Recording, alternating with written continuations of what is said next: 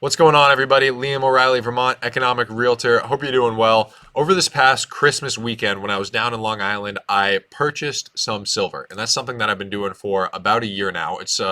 I purchased it for a concept that I got off of a couple other YouTubers' channels, the Uneducated Economist and George Gammon. They talk about purchasing silver as an insurance party to be outside of any third party system, to have some sort of money outside of a third party system, which to me makes a lot of sense. But I don't purchase it speculating that the price will go higher. A lot of people purchase silver and they call it investing in silver when they're really just buying silver bullion, speculating that the price will go higher over time.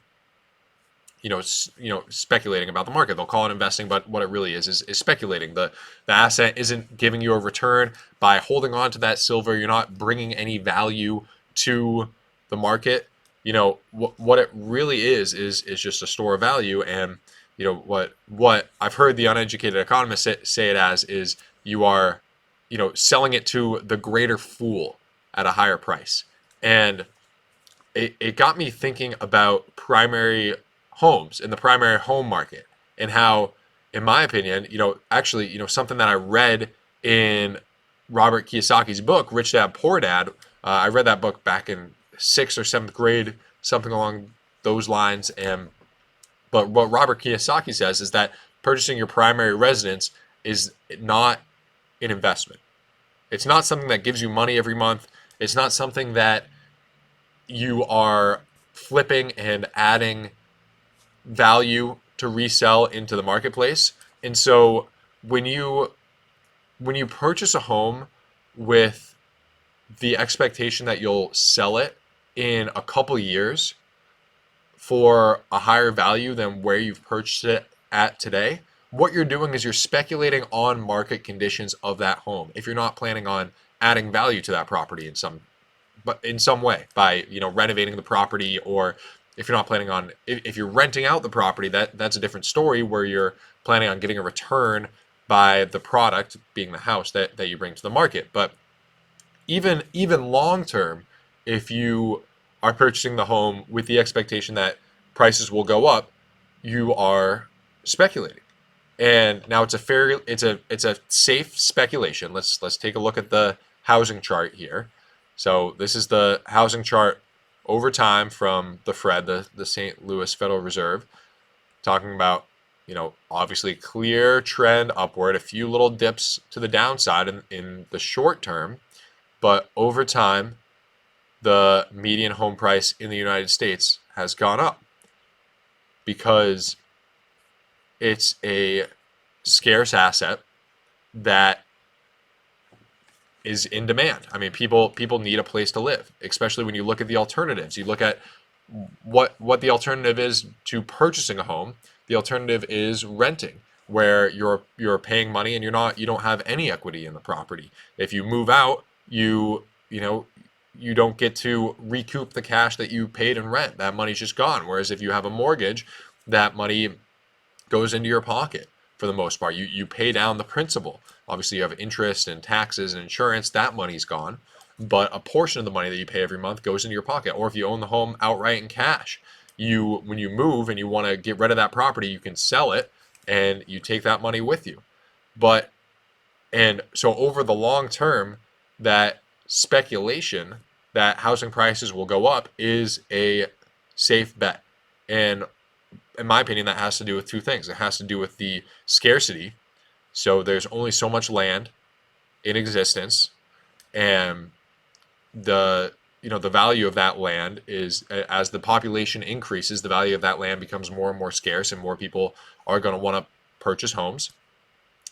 And then it also relates to inflation and how your money is losing value to inflation over time. I mean, right now it's December 29th, 2022. Inflation is really high at this point in time. So it's pretty obvious to see how your money is losing value over time, and how having your home in a scarce asset is likely to maintain value with inflation, if not increase value with inflation. But that value that's increased more than inflation is is really a long-term speculation that is the market's decision over the long run, and is something that you as the home purchaser, the home owner, if you're unless you're adding value to the property in a substantial way by adding an addition or renovating the property significantly, something like that, you're just speculating that somebody will want to purchase this property from you at a higher price, if that makes sense. Now, it's been a safe speculation as we've gone over the chart here, but it's not, it's not an investment, and that is why purchasing a property with the intention to sell it in the short run can be, a risky speculation. And if you can hold on and your property loses value, and then you don't sell, you hold on and wait for the values to come back up, you're not going to lose money in real terms. And then over time, historically speaking, this is a scarce asset that they're not making more of. And so as the US dollar loses value, especially if you're in a desirable location with your property, it should, you should at least maintain value relative to inflation, if not gain value, because you purchased in a good location where people are going to continue to want to live moving into the future here. So one more time, we'll take a look at the home chart.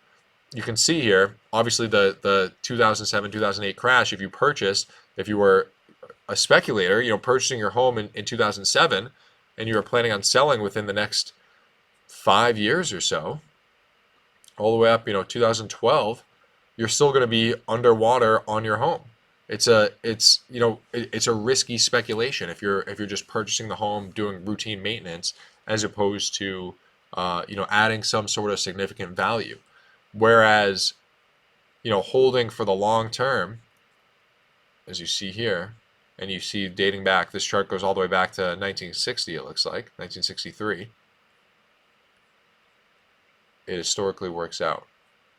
But it's different, it's the same thing. I mean, purchasing value for, expecting your home to go up, especially in the short term, is really speculation that is so tough to do.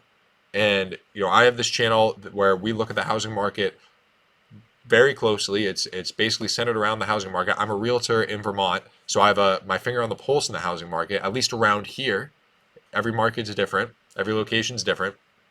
But even then, I mean, the expert opinions, as I mentioned in one of my videos, the national experts across the country, some experts think the housing market's going to go up by a few percent next year. Others think it's going to go down by 20%. Others think it's going to go down by just a little just a little bit, less than 5%. So it's a very difficult thing to predict in the short term, exactly where prices are going to end up, how far they're going to fall, how far they're going to rise.